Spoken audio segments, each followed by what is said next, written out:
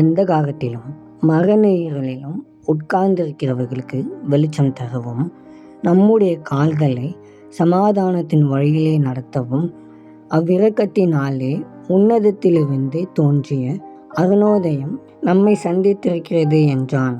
லூக்கா 1 வசனங்கள் 78-79. இயேசு கிறிஸ்து இந்த பூமிக்கு வந்தபோது மனிதர்களாகிய நமக்கு ஆண்டவருடன் ஒரு ஆவிக்குரிய தொடர்பை பெறுவதற்கான வழியை நமக்கு ஏற்படுத்தும் ஒளியாக வந்தார். அது மட்டுமல்லாமல் அவர் சென்ற இடமெல்லாம் அவரது ஒளி மகிமையாக பிரகாசித்தது. தம்மை சுற்றியுள்ள அனைவருக்கும் ஒளியாக மாறினார். இயேசு மக்களை உண்மையாக நேசித்தார்.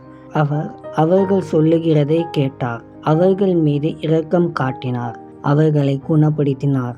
ஒவ்வொரு சூழ்நிலையும் மகிழ்ச்சியையும் ஜீவனையும் கொண்டு வந்தார். சுருக்கமாக சொன்னால், அவருடைய நேரம் செலவிட்ட பிறகு மக்களின் வாழ்க்கை மகிழ்ச்சியாக மாறியது.